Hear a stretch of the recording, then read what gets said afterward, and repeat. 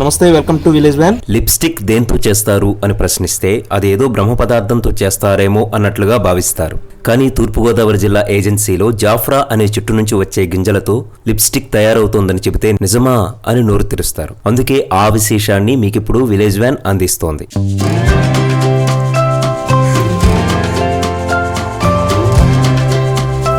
చూసారా ఈ కలర్? ఇది లిప్స్టిక్ పంట. మనం లిప్స్టిక్ పంట అంటే మీకు అర్థమవుద్ది. వీళ్ళు చెప్తారు ఈ పంట పేరేంటి, ఇది ఎక్కడ పండిస్తారు, ఏంటి ఇదంతా. దీని పేరేంటండి? జయభరత్. మీరు ఎప్పటి నుంచి పండిస్తున్నారు? ఒక 3 సంవత్సరాలు అవుతుంది. ఇది పండించిన తర్వాత ఈ కాయల నుంచి లిప్స్టిక్ తయారు చేస్తారని చెప్పేసి మీరు చెప్పారు. సో ఎలా తయారు చేస్తారు నాకు కొంచెం చెప్పరా? అవి మామూలుగా మనం నారు పోసేస్తాం. నారు పోసేసి ఈ మాత్రం అవుతుంది అనుకో, అప్పుడు వీర్చి విడివిడిగా వేసేస్తాం. వేసిన తర్వాత పెద్ద ఇలాగ అవుతాయి. ఇవి మామిడి చెట్లు అంత పెద్ద అవుతాయా? అంతవరకు ఇంకా సంవత్సరం కొట్టేస్తాం కదా. గుజ్జును ప్రతి సంవత్సరం ఏ నెలలో ఫలసాయం వస్తుందమ్మా? సంక్రాంతి. మీకు ఎవరు పరిచయం చేశారు ఇది? బాగా ఎక్కువ శాతం బోధులూరి, సట్లవాడ, బోధులు అరపక్క ఎక్కువ ఉన్నది ఆదాయం. అందులోంచి విత్తనాలు తీసుకొచ్చి పోసుకున్నాం. ఇప్పుడు ఇవి ఉన్నాయి కదా, ఈ పిక్కల్ని తీస్తారా? మామూలు పిక్కలు వచ్చేస్తాయి కాదు. ఇప్పుడు అమ్మడం అన్నది ఎలా చేస్తారు? కేజీ లెక్క అమ్ముతారా? పిక్కలు కేజీ లెక్క ఎండబెడతారా? పిక్కలు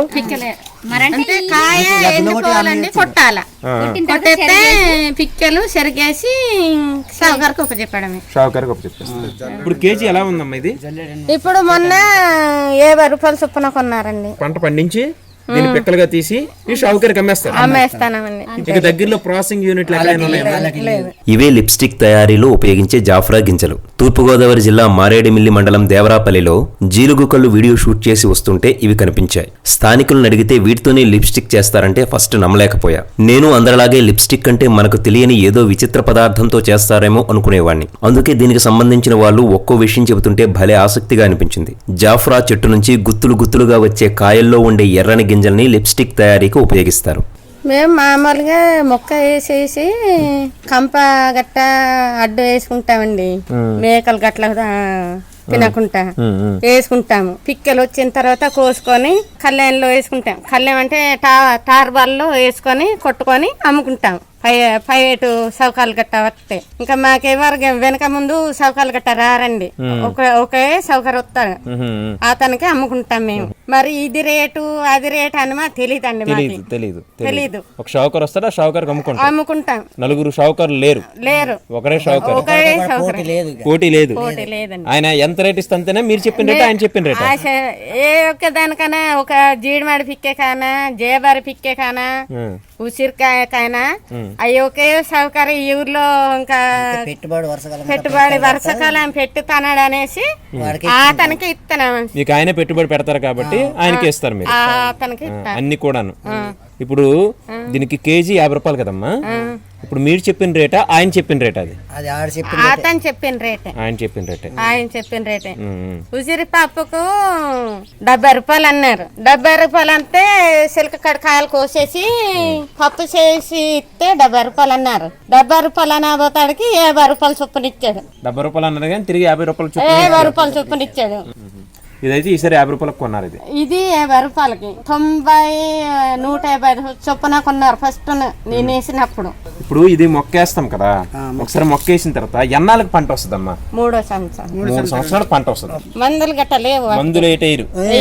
సహజ సిద్ధమైన జాఫ్రా గింజల్ని లిప్స్టిక్ లోనే కాకుండా ఇతర సౌందర్య సాధనాల్లో, స్వీట్లు, కేకుల్లోనూ ఉపయోగిస్తున్నారు. అందుకే మన వాళ్ళు వీటిని మిఠాయి చెట్లు అని కూడా పిలుస్తారు. అనాటో కుటుంబానికి చెందిన జాఫ్రా చెట్లు కేరళలో ఎప్పటి నుంచో ఉన్నా తెలంగాణ, ఆంధ్రప్రదేశ్ లో మాత్రం ఇటీవల వీటి సాగు ఊపందుకుంది.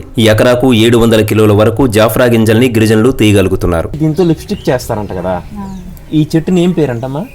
జాబ్రీ అంటారు. మామూలుగా అయితే జాఫ్రా అంటారు. అమ్మ మీ పేరు? లింగేశ్వరి గారు. మీకు తోటలు ఏమైనా ఉన్నాయా? మీకు మామూలుగా ఇంటి దగ్గర ఇది పండించారా? ఇంటి దగ్గర వేసుకున్నాం.